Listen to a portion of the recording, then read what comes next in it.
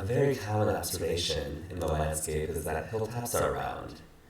Occasionally there are sharp and jagged hilltops, kind of like the Wile E. Coyote cliffs, but those are really the exception, not so much the rule. And so if we look around landscapes and we see these round hilltops, we might wonder, well, what is it that actually makes them round? Is there some sort of physical process or biological process that creates the round smoothness of the hilltops? And we might look and think, okay, is it related to the trees on the hills? Is it related to perhaps freeze-thaw processes? Is it related to some combination of different processes that build up these rounded hilltops? And also what just makes hills be higher than river valleys in the first place anyway? So what combination of processes builds the hills and causes them to be round? So right here, I just want you to look at a few hills in a few different environments and see that the idea of a round hilltop, obviously not every hill will look like this.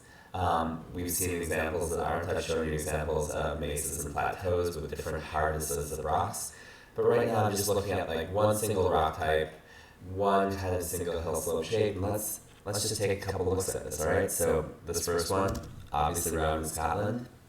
Now we go over to Livermore, California, and you can see these kind of like rounded, smooth, roly-poly hills. And there are a couple cows on them for scale, a house for scale. And in those valleys where we see the fog down below, that's where rivers are eroding up the sides of these hills. And so you might think that the erosion of the rivers is causing the relief of this landscape to grow. So the relief, the distance between the river valley bottom and the hilltops. And that there might be some kind of interplay where the rivers are eroding and they're steepening the hillsides. And then these steeper hillsides start supplying more and more sediment to the rivers. And then depending on the ability of the rivers to carry all of that sediment away and out of the landscape versus the rate at which these hills are eroding, there might be some sort of, some sort of equilibrium between the hill slope erosion rates, the hill slopes themselves, and the rivers cutting down, such that we could imagine that a river that's cutting down very rapidly might cause hill slope sides to become much steeper as they sort of struggle to respond to this really large change in their boundary conditions. Likewise, we might expect that a hill slope that is not very easy to erode, so that it ends up having a low hill slope diffusivity value that we were talking about, might also produce really steep sides. And that might be related to, for example, a very hard rock unit. And we might expect to have gentler slopes if rivers are eroding more slowly, or if the hill slope is capable of diffusing and transporting material more quickly.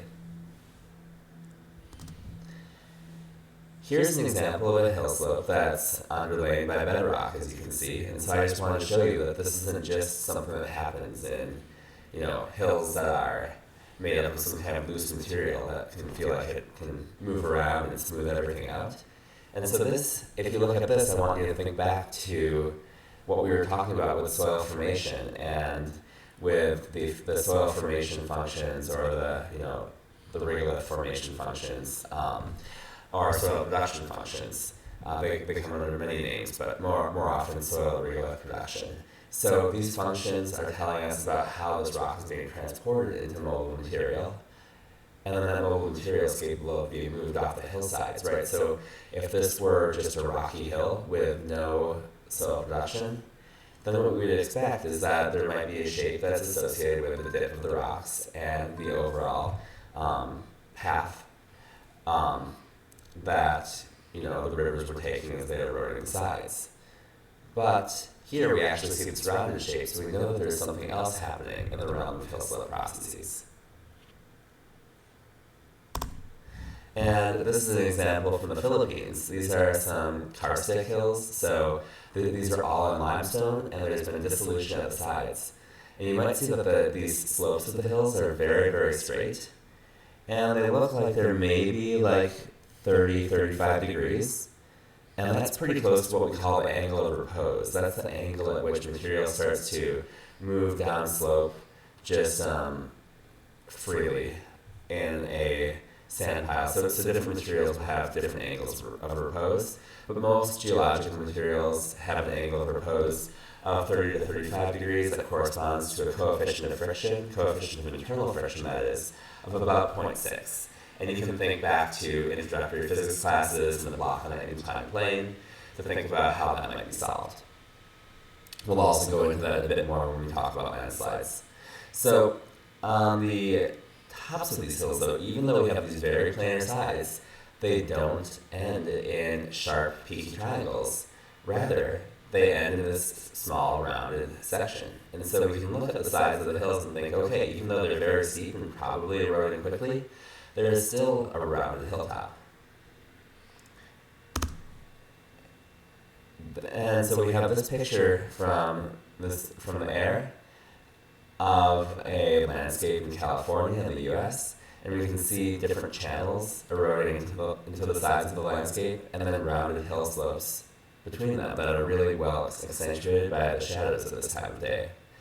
And so I want you to think about hill slope diffusion. You can see how this landscape is relatively smooth, because we're going to talk about how hill slope diffusion is important in setting the rounded shape of hilltops.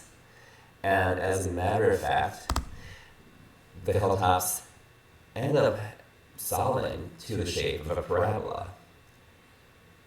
So if you ever look at a hilltop, and if you want to think, okay, maybe it's experiencing constant external forcing, meaning constant erosion at the sides, and perhaps then, with this constant erosion at the sides, there could be some sort of consistent hill slope diffusional response, then the natural solution for that equation is going to give us a parabolic hilltop. And we will talk about that in the next short video lecture.